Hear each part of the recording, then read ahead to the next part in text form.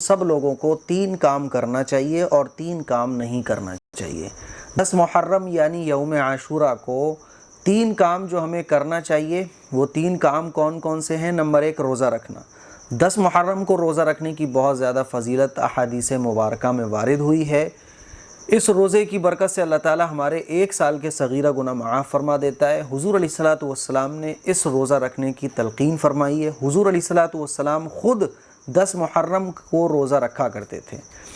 10 محرم کے روزے کے ساتھ ساتھ ہم 9 کو ملا لیں یا 11 کو ملا لیں، تو پہلا کام جو ہمیں 10 محرم کو کرنا ہے وہ یہ کہ روزہ رکھنا ہے۔ دوسرا کام اللہ تعالیٰ سے ہمیں دعا کرنی ہے، کیونکہ 10 محرم کو اللہ تعالیٰ نے ایک قوم کی دعا قبول فرمائی، حضرت آدم علیہ السلام کی توبہ قبول فرمائی، اور کوئی ایک قوم گزری ہے جو گنہگار تھی، اس نے توبہ کی تو وہ 10 محرم کا دن تھا۔ 10 محرم کو ہی اللہ تعالیٰ نے اس قوم کی جو گنہگار قوم تھی اس کی توبہ قبول فرمائی ہے۔ اسی لیے ہمیں 10 محرم کو اللہ تعالیٰ سے گناہوں کی معافی مانگنا چاہیے۔ یہ توبہ کے قبول ہونے کا بھی دن ہے، خاص طور پر افطار کے وقت اور فرض نمازوں کے بعد ہمیں خاص طور پر دعا کرنا چاہیے۔ تیسرا کام جو 10 محرم کو ہمیں کرنا ہے وہ یہ کہ خوب صدقہ خیرات کرنا ہے، اپنے دسترخوان کو وسیع کرنا ہے۔ حدیث شریف سے یہ پتہ چلتا ہے کہ جو 10 محرم کو اپنا دسترخوان وسیع کرتا ہے، اپنے گھر والوں پر خرچ کرتا ہے، اپنے ہاتھ کو کھول دیتا ہے، تو اللہ تعالیٰ پورے سال اس کے رزق میں برکت عطا فرماتا ہے۔ ایک صحابی ہیں حضرت جابر رضی اللہ تعالیٰ عنہ، وہ فرماتے ہیں کہ ہم نے اس چیز کا مشاہدہ کیا ہے کہ کئی سال ہم نے اپنے دسترخوان کو 10 محرم کے دن وسیع کیا، لوگوں کو افطار کرایا، غریبوں کو کھانا کھلایا، اپنے گھر والوں کے لیے ہاتھ کو کھول دیا، تو اللہ تعالیٰ نے ہمارے پورے سال رزق میں برکت فرمائی۔ تو یہ 3 کام ہیں جو ہمیں کرنا ہے۔ نمبر 1 روزہ رکھنا ہے، نمبر 2 توبہ کرنی ہے، اپنے گناہوں کی معافی مانگنی ہے، استغفار کرنا ہے، قرآن مجید کی تلاوت کرنا ہے اور درود شریف پڑھنا ہے، اور نمبر 3 کہ ہمیں جو ہے نا وہ اپنے دسترخوان کو وسیع کرنا ہے، اپنے ہاتھ کو کھول دینا ہے۔ یہ 3 کام تو کرنا ہے۔ وہ 3 کام جو ہمیں نہیں کرنا ہے، نمبر 1 نمازیں نہیں چھوڑنی ہے۔ تعزیے بنانے والے حضرات، ان سے میں گزارش کر رہا ہوں، ہوتا کیا ہے کہ رات بھر جو ہے نا وہ تعزیے پہ بیٹھے رہتے ہیں، تعزیے بنا کے اس کے سامنے جو ہے وہ کرسی ڈالے، تخت ڈالے، رات بھر جو ہے لوگ بیٹھے رہتے ہیں لیکن نماز پڑھنے نہیں جاتے۔ آج بھی جب میں عشاء کی نماز پڑھ کے نکلا تو ایک لڑکا تخت پہ بیٹھا ہوا تعزیے بنا رہا تھا، وہ تعزیے بنا رہا تھا۔ ٹھیک ہے، تم تعزیے بناؤ، سبیلے لگاؤ، کچھ بھی کر رہے ہو، نماز تو سب کی برابر ہے نا۔ اس چیز میں تو اختلاف ہو سکتا ہے کہ تعزیے بنانا ناجائز، جائز، غلط، صحیح، یہ سارے اختلافات کی چیزیں، لیکن نماز تو سارے مسلمانوں کے لیے برابر ہے نا۔ نماز تو بہت ضروری ہے، نماز تو نبی کے آنکھوں کی ٹھنڈک ہے۔ حدیث شریف میں آتا ہے کہ سب سے پہلے آخرت میں نماز کا حساب ہوگا۔ اگر نماز صحیح نکلے گی تو سارے اعمال ٹھیک نکلیں گے، اور اگر نماز خراب نکل گئی تو سارے اعمال پینڈنگ میں چلے جائیں گے۔ تو بھائی اگر آپ کی نظر میں یہ صحیح بھی ہے، میں یہ نہیں کہہ رہا صحیح ہے، کیونکہ بہت ساری چیزیں ایسی ہیں جو بالکل بدعات ہیں، خرافات ہیں، لیکن ٹھیک ہے تم کر رہے ہو، نماز تو پڑھ لو یار۔ تمہارے نظریے میں، تمہارے اپنے عقیدے میں وہ چیز ٹھیک ہے، لیکن نماز چھوڑ کے وہ تو ٹھیک نہیں ہو جائے گی۔ نماز کے بغیر تو کوئی بھی عبادت قبول نہیں ہے۔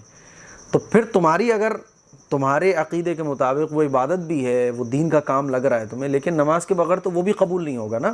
اسی لیے نماز مت چھوڑو۔ اب وہ لگا ہوا تھا اس میں، عشاء کی نماز پڑھ کے جب میں نکلا، برابر میں مسجد تھی لیکن وہ اسی میں لگا ہوا تھا، تو میں نے دل میں سوچا کہ ہائے، تو تھوڑا تو سوچ یار، جن کی محبت میں تو یہ بنا رہا ہے، کھپچیاں کھڑی کر کے اس پہ جو ہے وہ سجا کے سارا کچھ بنا رہا ہے، پھر تو رات بھر بیٹھے گا اور اس کی حفاظت کرے گا، پھر تو دوپہر بھری دھوپ میں روزہ نہیں رکھے گا، ایک سنت تو یہ چھوڑے گا، روزہ نہیں رکھے گا، نماز تو ایک ٹائم کی پڑھ نہیں رہا ہے، اسی کو تو نے اپنے ہاتھ سے بنایا، پھر اسی کو جا کے دفن کرائے گا۔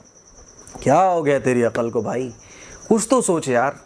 تو نماز نہیں چھوڑنی بھائی، سب سے کہہ رہا ہوں جو تعزیے بنانے والے ہیں، پوری رات تعزیوں پہ بیٹھنے والے ہیں، سب سے کہہ رہا ہوں۔ میں فجر کی نماز جب پڑھنے جاتا ہوں تو 10 محرم کو دیکھتا ہوں کہ لوگ اونگ رہے ہوتے ہیں تعزیے کے سامنے بیٹھے ہوئے، لیکن مسجد نہیں جا سکتے۔ کیا ہو گیا کہ مسجد کیوں نہیں جا رہے بھائی؟ مسجد سے اتنی نفرت کیوں ہے؟ حالانکہ کربلا کے واقعے سے جو سب سے زیادہ اہم سبق ہمیں ملتا ہے وہ یہی ملتا ہے۔ لوگ پوچھتے ہیں نا کہ کربلا کے واقعے سے کیا سبق ملتا ہے؟ کربلا کے واقعے سے مردوں کے لیے سجدے کا اور عورتوں کے لیے پردے کا سبق ملتا ہے۔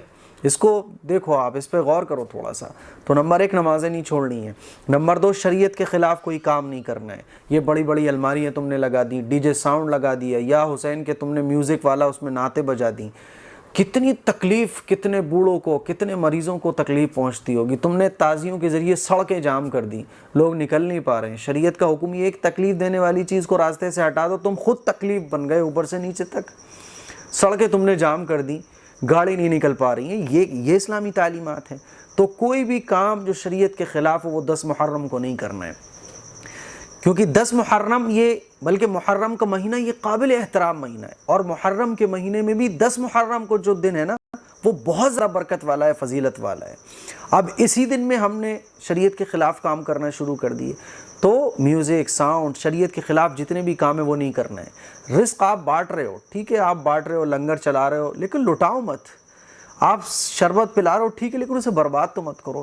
اتنا رزق 10 محرم کو برباد ہوتا ہے. سڑکوں پہ دونے پڑے ہوئے، پتے دونے بھرے ہوئے حلووں کے اور کسی اور چیز کے، کھانوں کی چیزوں کے پڑے ہوئے ملتے ہیں. غریب کے منہ تک وہ پہنچ نہیں پاتا ہے. میرے عزیز بھائیوں، تھوڑا تو سوچو یار، تم اللہ کو راضی کرنا چاہتے ہو نا؟ کیا یہ راستہ اللہ کو راضی کرنے والا ہے؟ تو نمبر 2، اللہ کو ناراض کرنے والے، اللہ اور اللہ کے رسول کی تعلیمات کے خلاف کوئی بھی کام نہیں کرنا ہے، کوئی بھی کام نہیں کرنا ہے. نمبر 3، اپنی بہن بیٹیوں کو روکنا ہے کہ دیکھو راتوں میں اور دن میں یہ تعزیے دیکھنے مت جاؤ. بے پردہ خواتین، ہماری بہنیں، ہماری بیٹیاں بے پردہ فیشنیبل ڈریس پہن کے، لیپا پوتی چہرے پہ کر کے جو تعزیے دیکھنے کے لیے نکلتی ہیں. پھر ان کے پیچھے جو لڑکے چلتے ہیں، کیونکہ ظاہر ہے بھائی سب کو پتہ ہوتا ہے کہ یہ لڑکی جائے گی جس کو دیکھنا ہے. پھر جو چکر بازیاں، کاٹے بازیاں چلتی ہیں، آپ لوگوں کو سب پتہ ہے، میں اپنی اس کو زبان سے ادا نہیں کرنا چاہتا. لڑکیاں، خواتین، عورتیں، جوان لڑکیاں. اچھا عجیب بات یہ کہ جو عورتیں، شادی شدہ عورتیں، وہ تو برقعے میں ہوتی ہیں، جن کی طرف کوئی مسئلہ ہی نہیں ہے. اور جو جوان بچیاں ہیں وہ بے پردہ ہوتی ہیں، جن کی طرف نوجوان اٹریکٹ ہو. جس کو ڈھکا ہونا چاہیے وہ تو بے ڈھکی ہے، اور جس کو ڈھکا اس کو بھی ڈھکا ہونا چاہیے، لیکن اس کے ڈھکے نہ ڈھکے ہونے سے کوئی فرق نہیں پڑ رہا. اس کو کوئی فرق نہیں، وہ ڈھکی ہوئی ہے. اور جس کو ڈھکا ہونا چاہیے، جو جوان ہے ابھی، وہ بے پردہ چل رہی ہے. پھر جو ہے وہ لڑکیاں نکلتی ہیں راتوں میں باقاعدہ تعزیے دیکھنے کے لیے. ہماری بہن بیٹیاں جاتی ہیں. خدا کے لیے تھوڑا سا تو یار خوف کھاؤ، تھوڑا سا تو سوچو، آخر ہم کیا کر رہے ہیں؟ کیا دیکھنے جا رہی ہیں؟ تعزیے دیکھنے